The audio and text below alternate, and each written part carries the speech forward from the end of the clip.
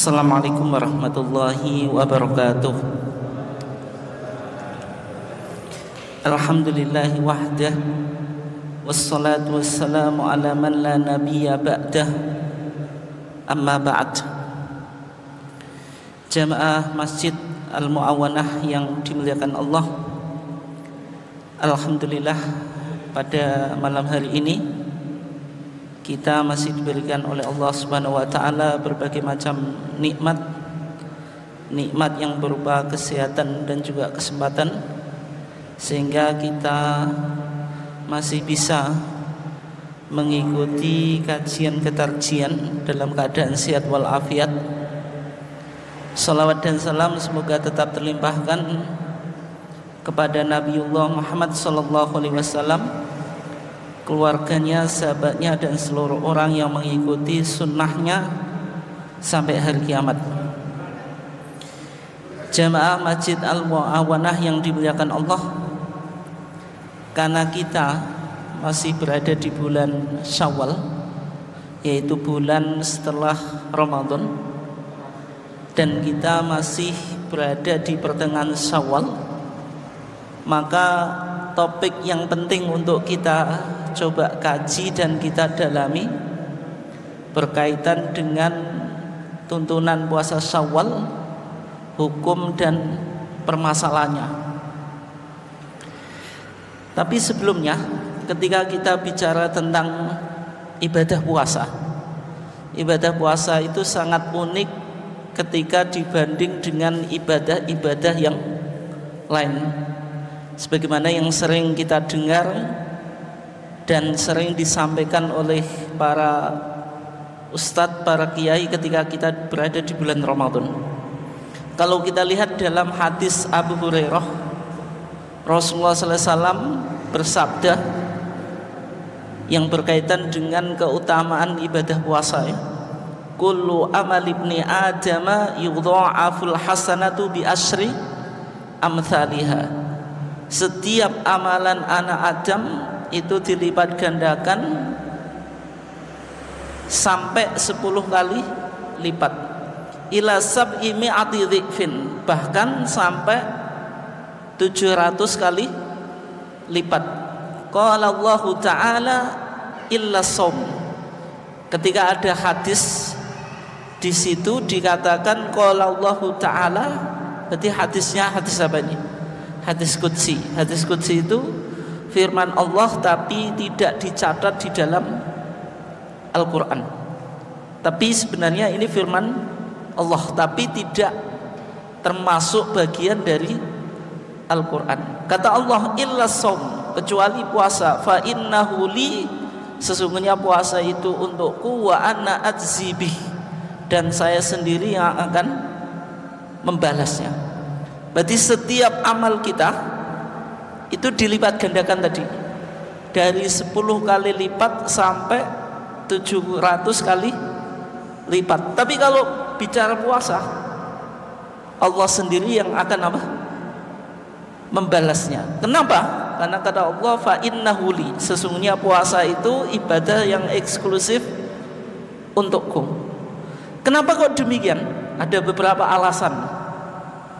Yang pertama, ibadah puasa itu ibadah yang betul-betul dilakukan karena Allah. Ketika kita meninggalkan makan, meninggalkan minum, meninggalkan hubungan suami istri yang waktunya itu cukup lama, mulai dari terbit fajar sampai apa?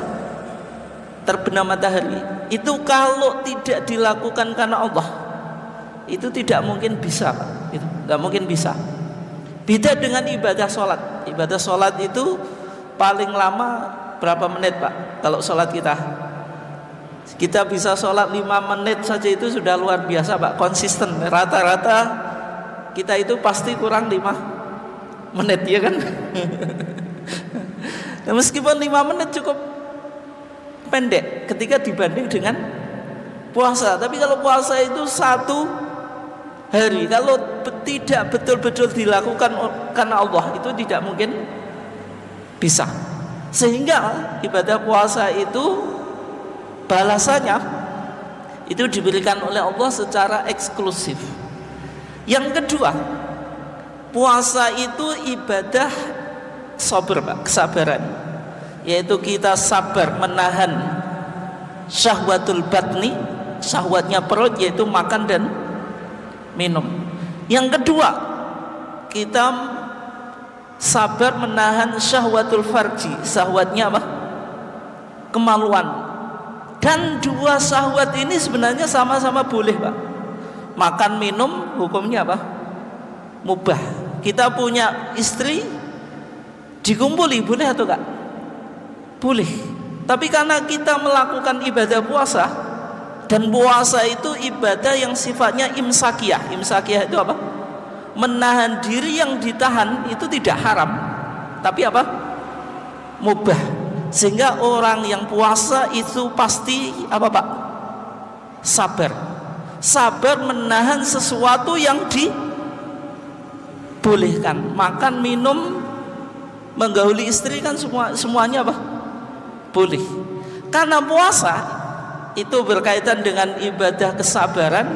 Bagaimana janji Allah ketika memberikan balasan kepada orang yang sabar? Firman Allah, innama yuwaffas sabiruna ajrahum apa? Bighairi hisab. Allah itu akan mencukupi pahala orang-orang yang sabar itu bighairi hisab, tanpa ada perhitungan secara apa, Pak? Matematika, tidak bisa dihitung. Sehingga hadis tadi menjelaskan kalau puasa itu pahalanya sudah apa? Tidak bisa dihitung. Nah, kalau kita sekarang bicara tentang puasa sunnah, puasa sunnah itu banyak macamnya ya. Ada yang sifatnya mingguan. Kalau mingguan itu puasa apa? Senin dan Kamis itu. Senin, kata Rasulullah, yaumun wulidtu fi, hari kelahirannya apa? Rasulullah. Kalau puasa Kamis, hari amalan itu diangkat ke langit. Ketika Rasulullah ditanya kenapa suka puasa Kamis, Nabi menjawab, wa ana uhibbu ayyuradu amali wa ana shaimun. Saya suka kalau amalku itu diangkat ke langit, saya sedang dalam keadaan apa? Puasa. Kemudian ada puasa yang sifatnya tahunan. Yang pertama puasa Tasu'a Asyura, yaitu 9 apa, Pak? 9 Muharram dan 10 Muharram. Itu sifatnya apa, Pak? Tahunan. Ada juga puasa Arafah. Arafah itu tanggal 9 Dzulhijjah. Ada juga puasa yang kita lakukan setelah bulan Ramadan, yaitu puasa apa? Puasa Syawal. Sehingga puasa Syawal itu kayak kalau sholat, Pak. Sholat itu ada qobliyah, ada ba'diyah. Puasa itu juga ada ba'diyahnya, Pak. Yang disebut apa? Puasa Syawal itu. Puasa apa? Syawal. Sehingga sebagian ulama menjelaskan puasa Syawal itu nilainya sama dengan puasa dengan sholat apa? Qobliyah dan ba'diyah. Kalau kita sholat wajib kita iringi qobliyah atau ba'diyah, di antara hikmahnya apa, Pak? Menyempurnakan kekurangan ibadah sholat kita. Ketika kita sholat tidak khusyuk, berarti nilainya apa? Nggak berkualitas. Kita sempurnakan dengan apa? Sholat sunnah, baik qobliyah maupun ba'diyah. Dalam kita melakukan puasa, puasa hanya mencegah makan dan minum dan mengumpuli istri, Pak. Tapi ketika kita puasa masih suka rasan-rasan atau gosip, Pak, ghibah, rata-rata kita tetap lakukan atau Pak? Tetap, Pak, ya, meskipun puasa. Soalnya kalau nggak rasan-rasan itu angel, Pak. Kita tahu itu jelek, tapi tetap kita lakukan. Yang bisa menyempurnakan apa? Ya puasa Syawal diantaranya itu, dan termasuk zakat apa, Pak? Zakatul fitri. Makanya Nabi bilang ketika mewajibkan zakatul fitri, zakat fitri itu punya dua fungsi, Pak. Yang pertama apa? Tuhuratan lis-shaimi minal lagwi wa rafath, mensucikan orang yang berpuasa dari omong yang tidak berguna dan omong keji. Itu diantara fungsi apa? Zakatul fitri. Yang kedua, wa tu'matan lil masakin, ada dimensi apa? Sosial, memberikan makan, mencukupi kebutuhan orang miskin pada hari raya. Dan hadis secara khusus, Pak, yang menjelaskan puasa Syawal itu hadis Abu Ayyub Al-Ansari. Nabi Muhammad SAW bersabda, man shoma ramadhana thumma atba'ahu sittan min Syawal fadzaka siyamud dahri. Siapa yang berpuasa Ramadan thumma atba'ahu sittan min Syawal, kemudian diikuti 6 hari daripada bulan Syawal, fadzaka siyamud dahri, maka itu puasa 1 tahun. Bagaimana kita bisa menghitungnya? Cara menghitungnya ya, di dalam Islam itu ada kaidah man jaa bil hasanati falu apa? Asyru amsalia. Siapa yang melakukan kebaikan dilipat gandakan berapa?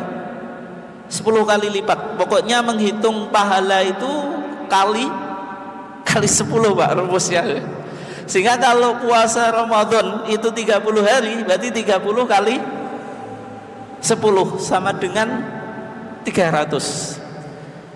Puasa Syawal 6 hari, 6 kali 10 60, berarti 360 sama dengan 1 tahun. Ini berdasarkan siapa, Pak? Hadis Abu Ayyub Al-Ansari. Apakah hadisnya sahih? Sahih, rawahul jamaah. Hadis ini diriwayatkan oleh jamaah. Kalau dalam ilmu hadis, Pak, ketika disebut hadis itu riwayat jamaah, maksudnya riwayat siapa? Asy-Syaikhan, Imam Bukhari dan Imam Muslim.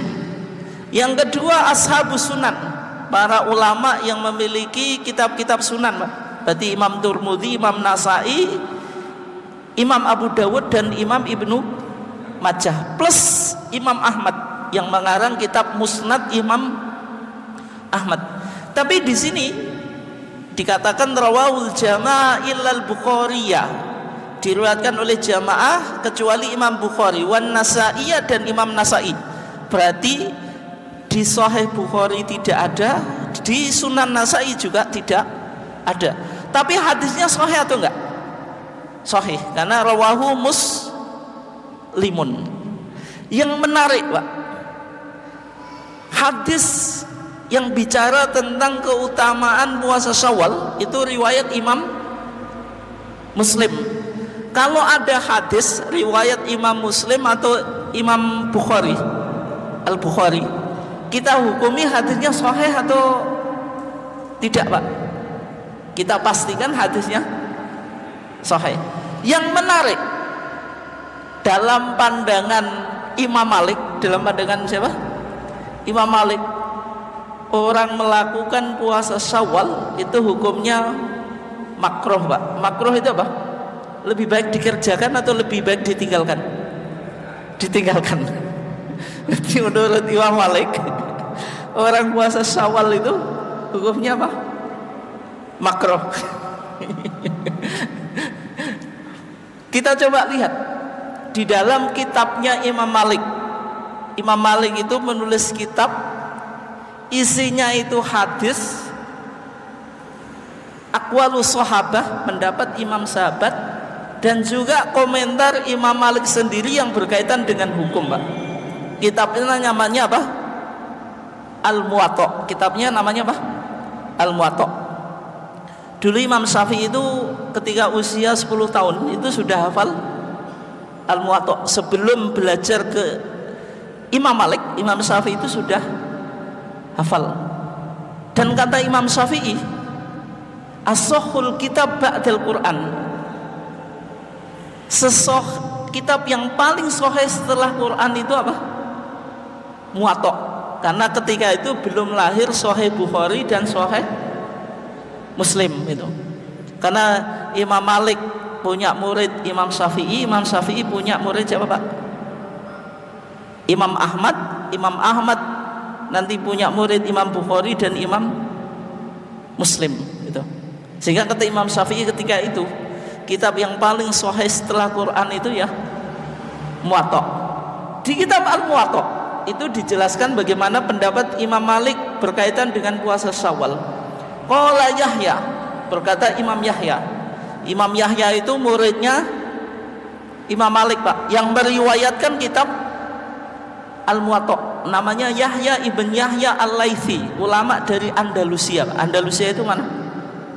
Spanyol, Pak.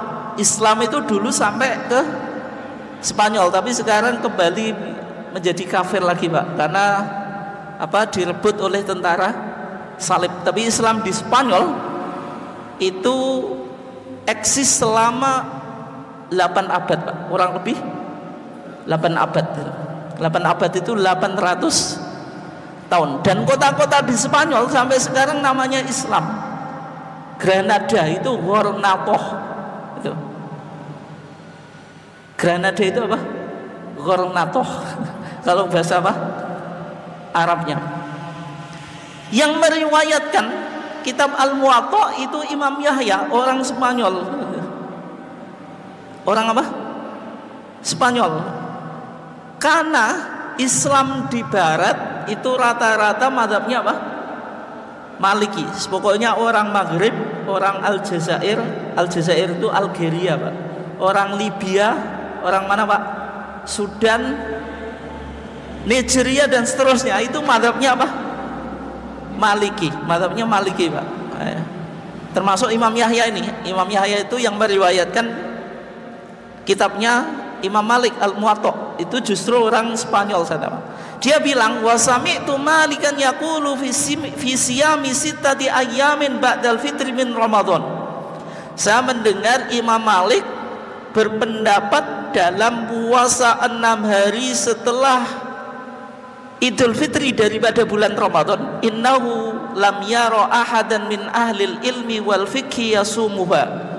Sesungguhnya Imam Malik tidak pernah melihat seorang pun dari ahlul ilmu dan ahli fikih yang berpuasa. Berarti Imam Malik nggak pernah menjumpai orang alim, orang ahli fikih yang pernah puasa apa? Syawal. Imam Malik hidup di mana, Pak? Di mana? Di Madinah. Madinah itu kota apa? Kota turunnya wahyu. Berarti orang alim di Madinah nggak ada puasa Syawal. Enaknya ikut mazhab Maliki atau mazhab yang lain, Pak? Kalau enaknya mazhab Maliki berarti nggak usah puasa, Pak. Syawal. Walam yablughni dzalika an ahadin minas salaf. Kata Imam Malik, nggak ada seorang pun yang menceritakanku tentang puasa Syawal dari orang-orang salaf, Pak. Wa inna ahlal ilmi yakrahuna dzalika. Sesungguhnya ahli ilmu itu memakruhkan puasa Syawal. Wa yakhafuna bid'atahu, dan takut bid'ah puasa Syawal, Pak. Puasa Syawal kok bid'ah? Bid'ahnya apa? Wa ayyul hiqa bi Ramadan ma laisa minhu ahlul jahalah wal jafa. Karena orang yang awam ketika puasa Syawal itu bisa meyakini kalau puasa Syawal itu hukumnya wajib. Padahal puasa yang wajib itu hanya puasa Ramadan. Sehingga Imam Malik takut terjadi kebid'ahan, sesuatu yang sunnah kok dihukumi wajib. Itu menurut siapa? Imam Malik. Sehingga Imam Malik ini pandangannya agak berbeda, Pak, yang berkaitan dengan puasa Syawal. Dia menganggap puasa Syawal itu tidak sunnah tapi makruh. Dan pandangannya Imam Malik ini, Pak, dikomentari seorang ahli fikih yang mengikuti mazhab Maliki. Berarti dia ahli fikih, namanya Ibnu Rushd. Sebenarnya mazhabnya apa? Maliki. Atau imamnya ya Imam Malik itu sendiri. Namanya siapa? Ibnu Rushd. Ibnu Rushd itu hidupnya juga di Andalusia, ya. Karena rata-rata pengikut mazhab Maliki itu di Spanyol itu, Pak. Dia terkenal di peradaban barat sebagai pensyarah Aristotle atau ahli filsafat, Pak. Tapi dia juga ahli fikih, menulis kitab namanya Bidayatul Mujtahid wa Nihayatul Muqtasid. Ketika Imam Ibnu Rushd mengomentari pendapat Imam Malik yang mengatakan puasa Syawal itu hukumnya apa? Makruh. Kata Ibnu Rushd, imma makhafatan ayyul hiqan nasu bi Ramadan ma laysa fi Ramadan. Kenapa Imam Malik memakruhkan puasa Syawal? Yang pertama, terjadi kekhawatiran tadi, takut kalau puasa Syawal itu digabung dengan puasa Ramadan seolah-olah hukumnya wajib. Berarti ada kekhawatiran, Pak. Wa imma li annahu la'allahu lam yablughu al hadis. Barangkali hadis yang bicara tentang puasa Syawal itu tidak sampai Imam Malik. Aw lam yasiha indahu, atau tidak sah, hadis puasa Syawal tidak sah menurut Imam Malik. Wa wal adhar, pendapat ini yang paling kuat, Pak. Imam Ibnu Rushd kalau dia seolah-olah ada kekhawatiran, Pak, kalau dianggap Imam Malik nggak tahu hadisnya, bagaimana Imam Malik ahli hadis kok nggak tahu hadis? Nggak mungkin hadis ini tidak sampai kepada Imam Malik. Sehingga Ibnu Rushd mengatakan aulam yasiha indahu, mungkin analisa Ibnu Rushd, hadis yang berkaitan dengan puasa Syawal itu tidak memenuhi kriteria hadis yang bisa dijadikan hujjah atau hadis sahih menurut pandangan Imam Malik. Sehingga Imam Malik mengatakan puasa Syawal itu hukumnya makruh, Pak. Hadisnya tidak kuat, dan juga ada kekhawatiran kalau orang awam meyakini puasa Syawal yang hukumnya sunnah menjadi wajib. Itu komentar Ibnu Rushd ya. Artinya Ibnu Rushd itu mengkritik pendapat Imam Malik, meskipun dia bermadzhab Maliki, dia tidak sepakat terhadap Imam Malik. Berikutnya, Pak, pandangan Imam Malik itu dikomentari oleh As-Sun'ani. As-Sun'ani itu pensyarah kitab Bulughul Maram. Bulughul Maram itu kitab yang sering dipakai di lingkungan Muhammadiyah, termasuk HPT kita itu penuh nukilan dari Bulughul Maram. Di antara syarah Bulughul Maram yang paling terkenal Subulus Salam, Pak, ditulis oleh orang dari Yaman, Sun'ani. As-Sun'ani itu dari Sana'a. Bahasa Indonesia apa? Son'a itu ibu kotanya apa? Sana'a. Kalau Sana'a bahasa Indonesia Sana'a. Ibu kota apa? Yaman. Al-Imam As-Sun'ani ketika mengomentari pendapat Imam Malik itu ya, dia dikatakan annahu ba'da thubutin nas, kalau hadis puasa Syawal itu hadisnya sahih, apalagi riwayat Imam Muslim, la hukma lihadhi ta'lilat, maka analisa Imam Malik itu harus dibatalkan, Pak. Dibatalkan itu apa? Ada kekhawatiran itu kalau bertentangan dengan nas, dengan hadis yang sahih, berarti batalah analisa Imam Malik. Berarti yang digunakan dalil ya hadis, bukan pendapat rasional. Sehingga dari pendapat Imam Malik ini, Pak, kalau jumhur ulama mazhab Syafi'i, mazhab Hambali, dan termasuk tarjih berpandangan puasa Syawal itu hukumnya apa? Sunnah. Kenapa? Hadisnya sahih, karena riwayat Imam Muslim. Meskipun Imam Malik punya pandangan yang berbeda, Pak, punya pandangan yang apa? Yang berbeda. Tapi pandangan jumhur hukumnya apa? Sunnah. Dan jawaban jumhur ulama mengenai pendapat Imam Malik tadi, bahwasanya apa? Kalau hadisnya sahih, alasan dan analisa Imam Malik itu tidak bisa diterima, yang berupa apa? Kekhawatiran kalau orang awam Pak, meyakini puasa Syawal itu menjadi wajib. Dan sekarang kita masuk ke beberapa permasalahan yang berkaitan dengan puasa Syawal. Yang pertama, puasa Syawal apakah harus dikerjakan secara berurutan, Pak? Berurutan itu kayak bulan Ramadan, Pak, atau puasa Ramadan kita kan berurutan. Kalau puasa Syawal ya berarti kalau kita sekarang mulai puasa Syawal sampai 6 hari berikutnya, atau boleh terpisah-pisah. Ini permasalahan yang pertama, Pak. Kalau berurutan, apakah harus dimulai setelah Idul Fitri, Pak? Berarti hari Syawal yang kedua. Berarti dengan hari Syawal yang kedua sampai 7, Pak.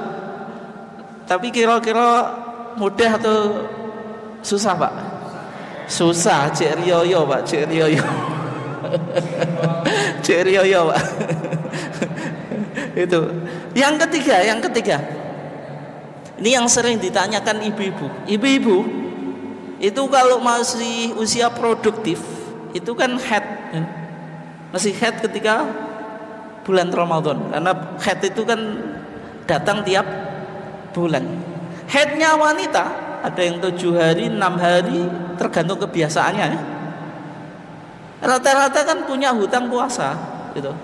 Kecuali yang sudah tidak usia produktif, sudah tidak haid lagi. Kalau dia punya hutang puasa mau Syawalan, itu qadha dulu atau Syawalan dulu. Nah, itu nanti kita bahas, ya. Nah, kita coba awali yang pembahasan yang pertama, Pak. Di kalangan para ulama, ini pendapat mazhab Zaidi, Pak. Mazhab Zaidi itu mazhabnya Imam Syaukani. Ini mazhab penduduk Yaman, Pak. Dia punya pendapat kalau puasa Syawal itu harus dilakukan secara berurutan, Pak. Dan dimulai setelah Idul Fitri. Kalau tidak demikian berarti dia tidak mendapatkan keutamaan siapa yang berpuasa Syawal 6 hari kemudian diikuti siapa yang puasa Ramadan kemudian diikuti puasa 6 hari di bulan Syawal, seakan-akan dia puasa 1 tahun. Ini pendapat Pak? Mazhab Zaidi. Yang kedua, pendapatnya mazhab Syafi'i, Pak. Pendapatnya mazhab Syafi'i. Mazhab Syafi'i itu berpendapat puasa Syawal itu yang utama, tapi hanya keutamaan saja, Pak. Enggak sampai kalau tidak dilakukan tidak mendapatkan fadilah, tidak, ya. Yang lebih baik puasa Syawal itu dimulai setelah Idul Fitri secara Pak berurutan. Misalnya ini di kitab Alfiyatuz Zubat yang ditulis oleh Al-Imam Ibnu Ruslan, Pak. Di sana dikatakan wasiti Syawalin wa bil wila'i aula wa asyura wa tasu'ai. Wasiti Syawal, puasa yang sunnah itu 6 hari di bulan Syawal. Wa bil wila'i aula, dilakukan secara berurutan itu yang utama. Maksudnya apa? Puasa Ramadan, Lebaran tidak boleh puasa, 2 Syawal sudah memulai puasa sampai hari yang ke-7. Dari pendapat mazhab Syafi'i ini, Pak, lahir tradisi yang disebut tradisi Islam Jawa. Di antara bentuk tradisi Islam Jawa ada hari raya yang disebut hari raya Pak? Kupatan atau ketupat, Pak. Nilai filosofi dari hari raya Kupatan itu apa, Pak? Ini di negara lain nggak ada, Pak, kecuali di Indonesia, ya. Misalnya jenengan di negara Timur Tengah, Pak, di Saudi, di Mesir, di Syria nggak ada Kupatan itu. Kupat aja nggak ada, Pak. Nggak ada makanan kupat itu kecuali di Indonesia itu. Kupatan dan juga Lebaran, Pak, itu identik dengan ya nasi kupat itu, Pak, sama apa, Pak, sayurnya sayur santan. Sehingga budaya Jawa, Islam Jawa, kalau kita Lebaran Ini Lebaran itu juga khas Indonesia, Pak. Di Timur Tengah itu misalnya di Mesir, Lebaran tidak mungkin kita silaturahmi dari satu tempat ke tempat seramai Indonesia, nggak ada. Ya sekedar berkunjung iya, tapi hanya orang-orang tertentu. Dan kalau di kota itu dihabiskan di tempat hiburan, Pak, di taman, lihat film gitu. Itu cara mengisi Lebaran. Kalau kita kan saling kunjung mengunjungi, Pak. Itu di Mesir nggak ada, Pak, nggak ada itu. Nggak ada. Jadi kalau tempat hiburan misalnya di pantai macam-macam itu ramai, kayak kita menghabiskan tanggal merah itu, Pak, itu liburan itu saja, tapi tidak sampai saling silaturahmi ke satu tempat ke tempat yang lain, tidak gitu. Tapi kalau di Indonesia ada budaya semacam itu dan ada Pak, ucapan untuk meminta maaf itu diekspresikan dengan ketupat. Ketupat itu dari kata kelepatan, Pak. Maksudnya apa? Minta maaf itu. Kupat maksudnya kelepatan. Kalau kita ngantenan itu ada janur, Pak. Janur itu apa? Aslinya apa? Ja'anur gitu. Ja'anur itu telah datang apa? Cahaya. Ada orang yang meninggal itu, biasanya di dadanya dikasih gaman, Pak. Meskipun ini nggak betul, Pak. Gaman itu apa? Ngegemi iman gitu. Di iman kan di dada, akhirnya diekspresi, dikai simbolis. Jadi budaya Jawa itu penuh apa, Pak?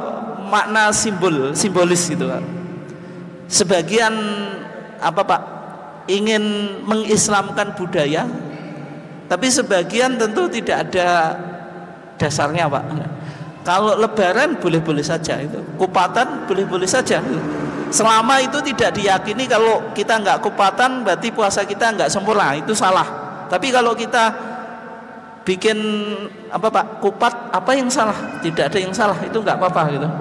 Tapi kalau dimunculkan keyakinan tertentu, itu yang menjadi salah itu. Ya, kupatan kemudian santen, karena kupat itu kan nggak lepas dari nasi Pak? Sayur santen. Dan ketika kita Lebaran diekspresikan dengan ungkapan sedaya kelepatan nyuwun pangapunten. Sedaya kelepatan kupat, nyuwun pangapunten nasi sayur santen, itu maksudnya semacam itu. Dan kupatan ini di hari yang keberapa? Ketujuh, mengikuti mazhab Syafi'i. Jadi pandangan mazhab Syafi'i dibudayakan, Pak. Mazhab Syafi'i Lebaran setelah Syawal yang kedua sudah puasa Syawal sampai hari ketujuh. Berarti kalau hari ketujuh setelah Ramadan, Lebaran kupatan. Meskipun budayanya masih, Pak, tapi puasanya sekarang menjadi abot. Ya, kok abot gimana? Nggak mungkin kita melakukan puasa Syawal ketika Pak masih momen Lebaran gitu. Lebaran, Pak, wong jajane cek akeh kok cek wis poso, Pak, gitu. Iya, itu. Dan kemudian yang kedua, Pak, yang kedua tadi berkaitan dengan wanita yang punya hutang puasa. Tidak hanya wanita, tapi secara umum wanita, Pak. Kalau punya hutang puasa itu qodok dulu atau puasa Syawal dulu. Sebagian ulama mengatakan, Pak, kalau kita puasa Syawal dulu baru qodok, nggak dapat keutamaan puasa Syawal yang nilainya sama dengan puasa apa? 1 tahun. Kenapa demikian? Hadisnya, man shoma ramadhana tsumma atba'u sitan min Syawal. Siapa yang puasa Ramadan kemudian disusul 6 hari daripada bulan Syawal. Kalau kita punya hutang puasa, berarti puasa Ramadannya sudah lengkap atau belum? Belum, berarti tidak bisa disebut man shoma Ramadan. Siapa yang puasa Ramadan maksudnya ya secara penuh. Masih punya hutang kok Syawalan, berarti puasanya tetap sah, tapi nggak dapat keutamaan. Ada pandangan semacam itu di kalangan sebagian para ulama. Kita coba bahas, Pak, bagaimana pandangan tarjih berkaitan dengan permasalahan tersebut. Yang pertama, puasa Syawal apakah harus berurutan dan harus dilakukan setelah Ramadan? Kalau kita lihat hadisnya, Pak, di sana Rasulullah bersabda, "Man shoma Ramadan tsumma atba'u sitan min Syawal." Menggunakan harful athof ya. Harful athof itu conjunction atau kata penghubung tsumma. Tsumma itu menunjukkan urutan waktu, Pak. Di bahasa Arab, Pak, ini penting ya. Ada 3 huruf. Ada kata yang menghubungkan antara satu kalimat dengan kalimat yang lain, Pak. Ada wawu, ada fa, ada tsumma. Kalau wawu dan itu tidak menunjukkan urutan waktu. Kalau fa sama tsumma itu menunjukkan urutan waktu. Tapi bedanya apa? Kalau fa itu langsung, kalau tsumma itu ada jeda. Dalam hadis tadi, hadis Abu Ayyub Al-Ansari pakai apa? Tsumma. Berarti kalau tsumma tidak harus secara berurutan secara langsung. Berarti boleh secara langsung, boleh tidak. Itu kesimpulan majelis tarjih semacam itu ya. Itu yang pertama.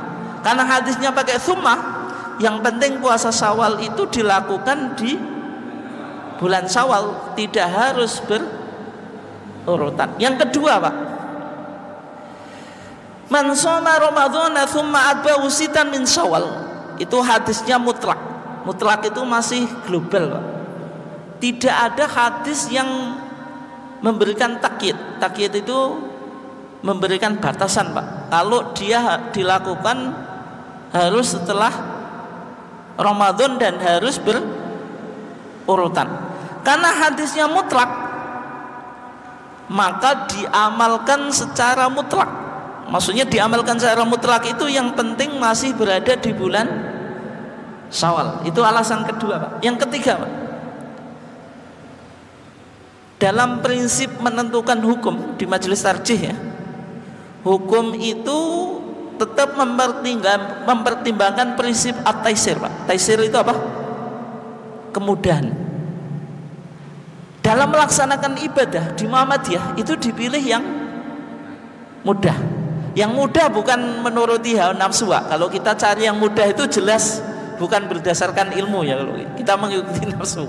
Tapi maksudnya mudah tetap sesuai dengan dalil yang paling kuat. Contohnya kalau kita traweh 11 sama 23, Pak, banyak mana? Banyak 23. Tapi kenapa kok kita pilih 11? Itu yang mudah. Tapi mudah dalilnya yang paling kuat. Ibadah di Muhammadiyah itu mudah. Prinsipnya apa? Mudah tapi tetap sesuai dengan apa? Dalil. Wanita yang hamil dan menyusui, kalau tidak puasa qadha atau fidyah, Pak. Kalau di Muhammadiyah fidyah. Kenapa fidyah? Lebih mudah. Kalau mazhab Syafi'i dilihat takut dirinya, kewajiban apa, Pak? Qadha. Kalau takut bayinya, qadha plus fidyah, bisa double 2, Pak, kalau menurut mazhab Syafi'i. Kalau di Muhammadiyah cukup apa? Fidyah. Termasuk dalam konteks puasa Syawal, Muhammadiyah menggunakan prinsip mudah, kemudahan, Pak. Sehingga kalau disimpulkan puasa Syawal itu tidak harus berurutan, yang penting masih di bulan Syawal ini menjadi mudah. Mudahnya apa? Ya fakta di lapangan, Pak. Kalau kita masih bulan sebelum kupatan, Pak, kan masih Lebaran. Kalau Lebaran jajannya masih banyak. Masa kita silaturahmi nggak makan jajannya, Pak? Atau jenengan punya tamu kok tamunya sendiri dibiarin makan, jenengan nggak ikut makan? Itu kan nggak menghormati tamu tuh, Pak. Ya kan? Kalau jenengan punya tamu, tamunya sendiri suruh makan, jenengan nggak ikut makan, Itu menghormati tamu atau enggak? Enggak, Pak, itu enggak. Tamu ini juga menjadi sungkan, Pak, itu. Dan sehingga kalau puasa Syawal itu tidak harus dilakukan setelah Lebaran, itu menjadi mudah. Yang kedua, bagi orang yang pekerja, Pak, itu pekerja itu puasa itu susah, Pak, itu berat gitu. Kalau harus dilakukan di awal itu abot gitu. Sehingga kalau lebih fleksibel kapanpun, yang paling bulan Syawal itu menjadi mudah gitu. Yang penting di bulan Syawal. Kalau di bulan Syawal dilakukan berurutan atau tidak, tetap mendapatkan pahala apa, Pak? Sebagaimana orang berpuasa 1 tahun itu. Itu ya. Nah, yang sekarang berikutnya, kalau orang punya hutang puasa, qadha dulu atau Syawalan dulu, Pak? Hah? Qadha dulu, Pak. Kalau bisa qadha itu tidak ada perbedaan di kalangan para ulama. Tapi ibu-ibu coba tanya, Pak, jenengan istrinya, kalau haid 7 hari, Pak, 7 hari puasa Syawal 6 hari, berarti di bulan Syawal seorang wanita puasa berapa hari, Pak? 13 hari. Mau hampir setengah bulan, Pak. Kuat atau enggak itu? Kalau qadha dulu. Tapi yang lebih baik semacam itu, kalau bisa. Tapi kalau tidak bisa, boleh Syawalan dulu atau enggak? Kalau kita lihat apa yang dilakukan oleh Aisyah, ini madhabnya Aisyah. Aisyah itu siapa? Istrinya Nabi.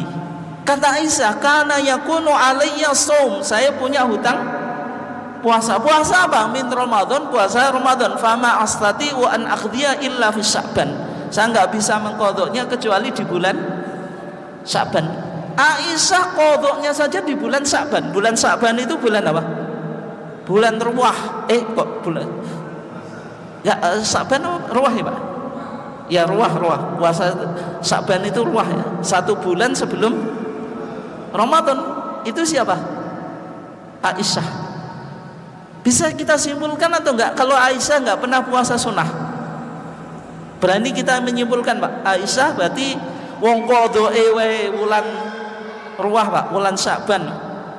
Kira-kira Aisyah Syawalan, puasa Arafah, puasa Asyura, puasa Tasu'a atau enggak, Pak? Berani kita menyimpulkan tidak? Enggak berani, Pak, karena Aisyah itu jelas wanita solihah, istrinya siapa? Rasulullah. Berarti Aisyah kalau qadhanya di Sya'ban, berarti ketika Syawal sudah mengqadhai atau belum, Pak? Belum. Aisyah puasa Syawal atau enggak kira-kira? Kira-kira Syawalan atau enggak? Syawalan. Sehingga disimpulkan di sini memang yang utama itu qadha dulu baru Syawalan. Kenapa? Karena qadha wajib, Syawalan sunnah. Yang wajib harus didahulukan daripada yang sunnah. Tapi ketika ada kesulitan, apa, Pak? Boleh Syawalan dulu baru mengqadhai. Kenapa? Karena qadha itu waktunya lebih luas daripada Syawalan. Kalau Syawalan itu kan harus di bulan Syawal, tapi kalau qadha itu kan 1 tahun, Pak, lebih longgar gitu. Itu ya. Nah, berikutnya, Pak, sebelum kita tutup ya, yang berkaitan dengan kaifiyah puasa sunnah. Yang pertama berkaitan dengan niat. Kalau puasa wajib, niatnya harus kita tetapkan sebelum terbitnya fajar. Kalau kita puasa Ramadan itu niat kita harus kita lakukan sebelum apa, Pak? Terbitnya fajar. Pagi-pagi baru niat puasa Ramadan. Sah atau enggak? Enggak sah, Pak. Karena Nabi mengatakan malam yubayyitis siyama qabla al-fajri fala siyamalah. Orang yang belum menetapkan niatnya sebelum fajar maka puasanya tidak sah. Itu kalau puasa wajib.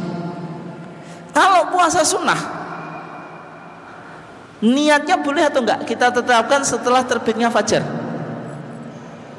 Boleh atau enggak, Pak? Boleh. Alasannya apa? Alasannya hadis Aisyah. Kata Aisyah, dakhala alayya Rasulullah sallallahu alaihi wasallam data yaumin. Rasulullah itu masuk ke rumah saya di suatu hari. Faqala hal indakum syai'? Hal indakum min syai'? Wahai Aisyah, apakah ada sesuatu yang bisa dimakan? Faqulna la. Maka Aisyah menjawab tidak ada. Faqala inni idzan shaimun. Kalau gitu saya puasa. Berarti suatu hari Nabi mendatangi rumahnya Aisyah, ingin sarapan, Pak. Tanya, ada sarapan atau enggak? Kata Aisyah, ya Rasulullah, kita tidak ada sesuatu yang dimakan. Ketika itu responnya Rasulullah, Pak, Rasulullah enggak marah. Langsung dia bilang apa? Ini idzan shaimun. Kalau gitu saya puasa. Berarti niat puasanya Rasulullah itu sebelum fajar atau setelah fajar, Pak? Setelah fajar. Setelah apa? Setelah fajar. Kenapa? Karena ketika Rasulullah masuk ke dapur, tanya makanan, dijawab tidak ada sarapan, dia baru menetapkan niat puasa. Berarti setelah terbitnya fajar. Cumanya, Pak, pertanyaannya sekarang, ini pertanyaan penting, Pak. Ini saya yakin nggak pernah disampaikan oleh ustadz atau kiai ya. Kalau jenengan puasa sunnah tadi, misalnya kita biasanya sarapan jam berapa, Pak? Jam 7, jam 8, jam 9 ya, tergantung kebiasaan kita. Misalnya jenengan jam 8 baru niat puasa sunnah karena masuk ke Pak, kamar makan cari makanan nggak ada gitu. Kemudian jenengan karena orang yang soleh, Pak, puasa. Kalau nggak soleh ya tetap ngambil piring, Pak, tapi piringnya setelah itu dibanting. Dan misalnya jenengan kan soleh gitu, nggak ada makanan, wis nak ngono Bu, aku tak poso. Pernah gitu atau enggak, Pak? Enggak lah. Sing jelas marah, Pak ya. Ki wong wedok piye iso-iso kok gak orang gawe sarapan. Nah, jenengan niat puasa jam 8, Pak. Jam 8. Jam 8 itu kan sudah terbit fajar. Puasa itu dimulai sejak apa? Terbit fajar. Antara terbit fajarnya taruhlah jam 4. Jam 4 sampai jam 8 itu ada berapa jam, Pak? Jam 4, jam 5, jam 6, jam 7, jam 8. Berapa itu? 3 jam. 4 jam, mohon maaf. 4 jam itu jenengan dikasih pahala puasa atau enggak, Pak?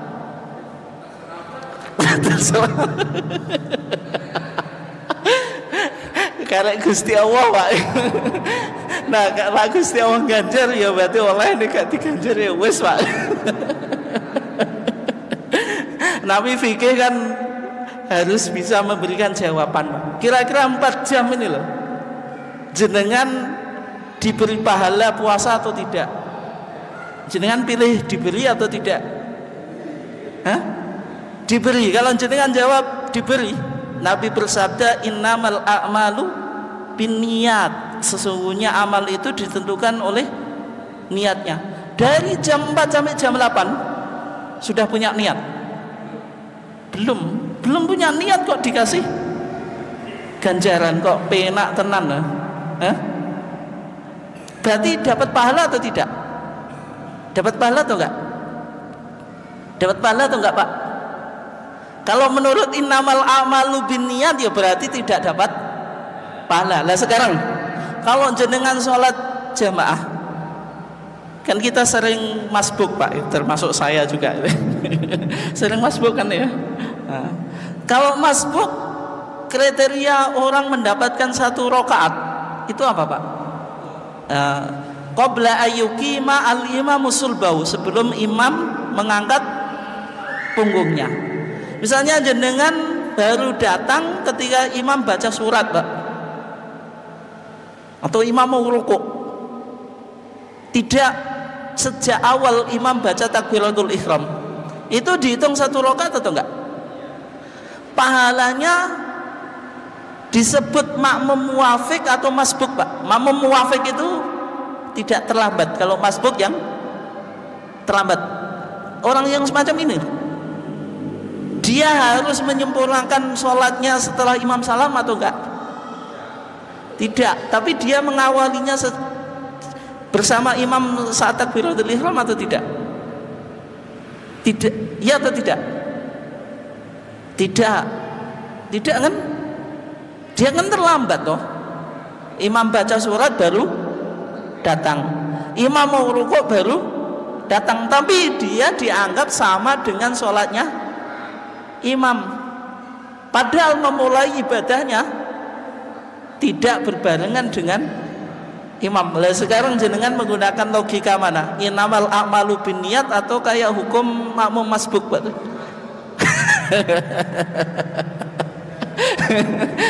Jadi pendekatannya semacam itu. Ada ulama yang menganggap innamal a'malu binniyat, ada yang apa, Pak? Menyamakan dengan makmum masbuk tadi. Kalau makmum masbuk semacam itu dia masih dianggap muwafiq, berarti apa? Enggak perlu menambahi sholat, pahalanya ya sama gitu.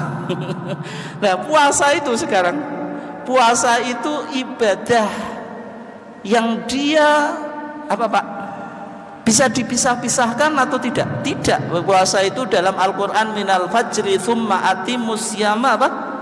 Ilal lail, dari fajar sampai terbenamnya matahari. Sehingga disimpulkan orang puasa sunnah meskipun niatnya jam 8 jam 9 dihitung pahalanya sejak terbitnya fajar. Bisa diwami ya? Bisa ya? Dihitung apa pahalanya sejak terbitnya fajar, sebagaimana orang yang ketinggalan dalam sholat apa? Jamaah. Gitu ya, tidak pakai innamal a'malu binniyat itu. Itu yang pertama. Yang kedua, puasa sunnah itu boleh dibatalkan atau tidak? Boleh. Kalau puasa wajib tidak boleh. Kenapa? Karena Allah Subhanahu wa taala berfirman wala tubtilu a'malakum, janganlah engkau membatalkan amalanmu. Sehingga jumhur ulama menyimpulkan, Pak, kalau ibadah wajib tidak boleh dibatalkan. Kenapa? Kalau kita membatalkan berlawanan dengan firman Allah wala tubtilu a'malakum. Tapi kalau ibadah sunnah termasuk puasa dan juga sholat, kalau kita membatalkan itu boleh saja, boleh-boleh saja. Kalau sholat misalnya, ini yang kadang sering terjadi kekeliruan, Pak. Banyak orang sholat qobliyah, muadzinnya sudah qomat, dia baru dapat 1 rakaat. Yang terjadi apa, Pak? Dia menyempurnakan rakaat berikutnya tapi ketinggalan jamaah. Betul atau enggak itu? Itu salah, Pak. Kenapa? Karena dia mementingkan yang sunnah daripada yang wajib. Yang kedua, sholatnya itu qobliyah. Qobliyah itu sunnah, berarti boleh dibatalkan. Dan Nabi bersabda idza uqimatis sholatu fala sholata illa apa?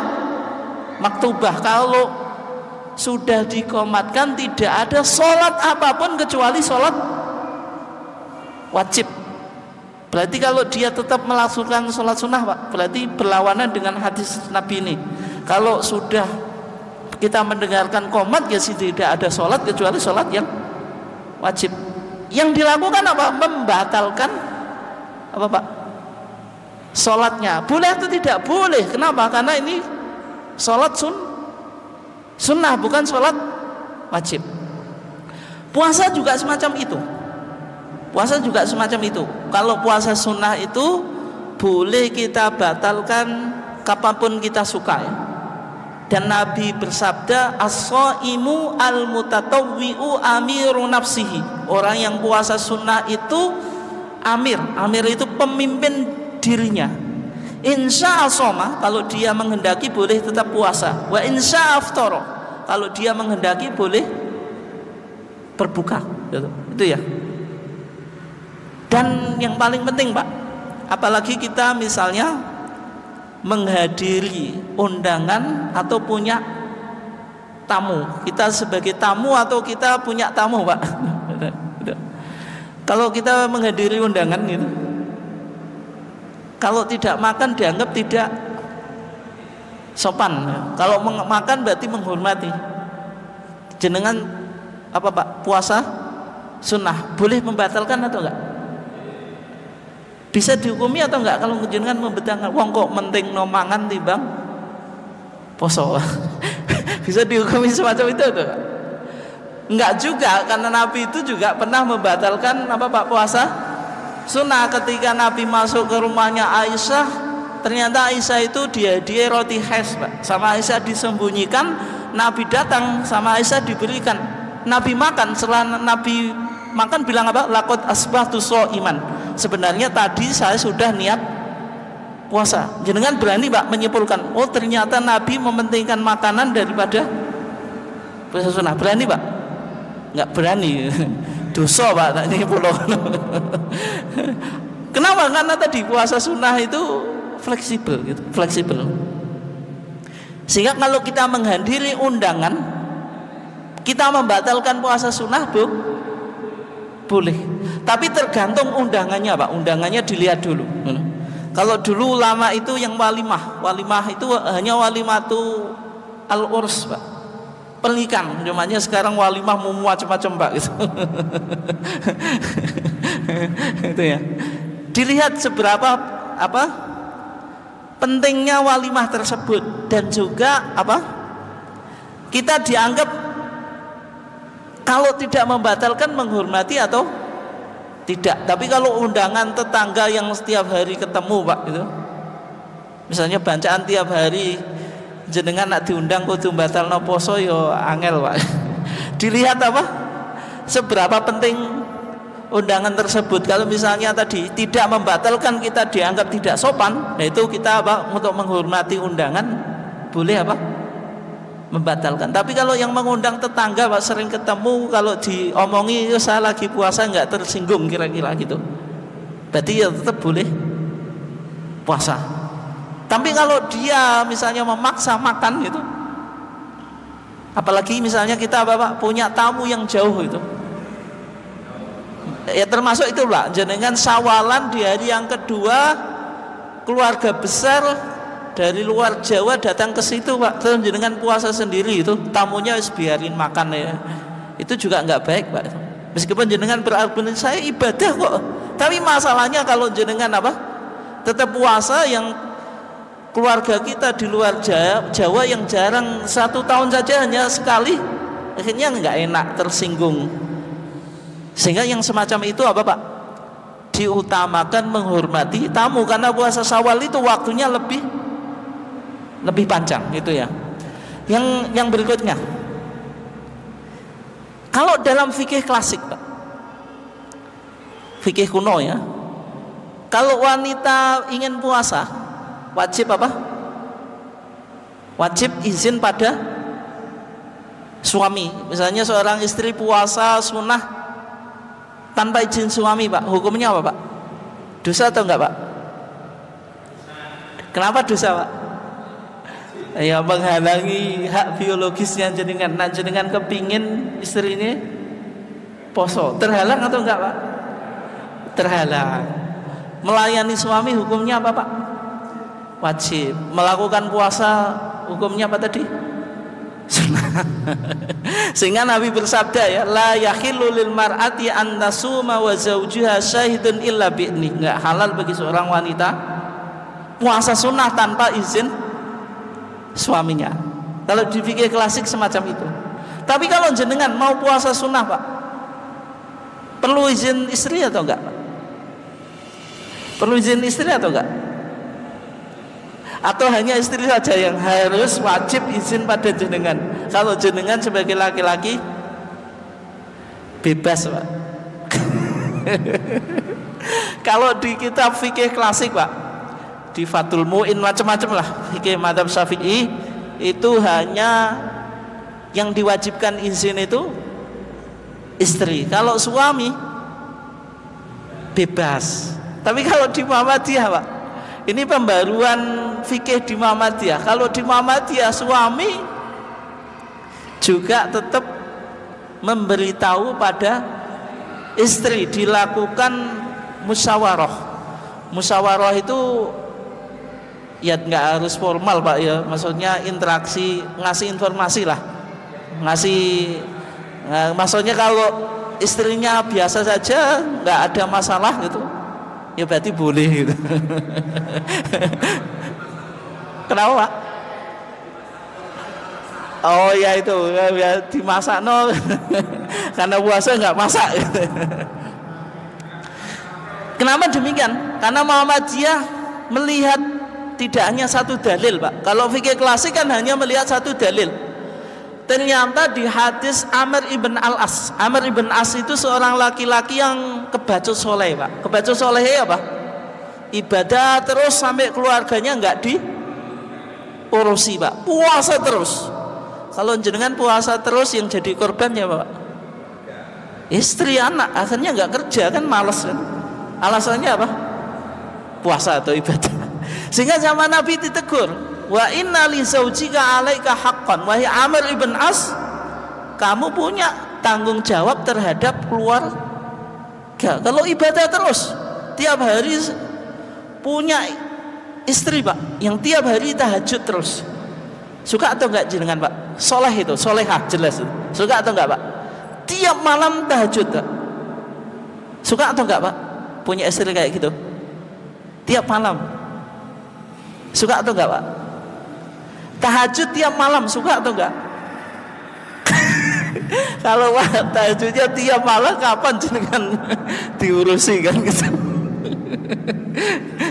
Maksudnya itu Amr ibn As ditegur oleh Nabi karena melakukan ibadah secara berlebihan Pak, lupa pada hak istri dan anak.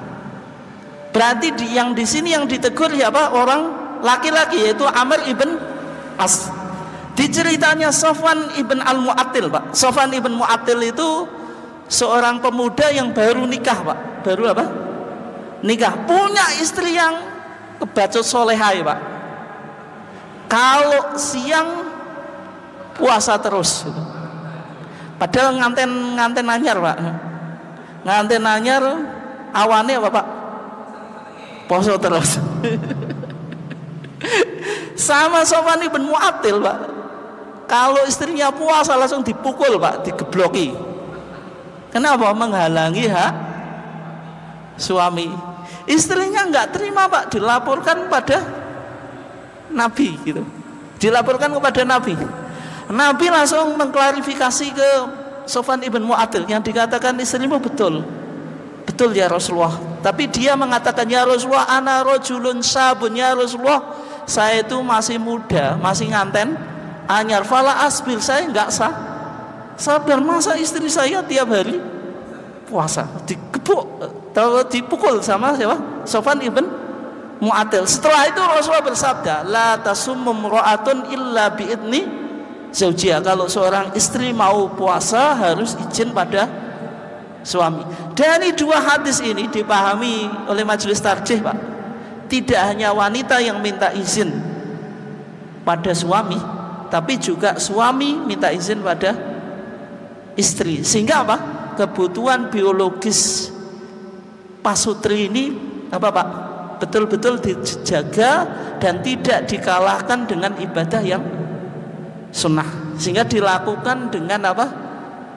Musyawarah. Karena seorang istri mau puasa itu amal soleh, seorang suami mau puasa juga amal soleh. Tapi puasa yang sunnah jangan sampai apa?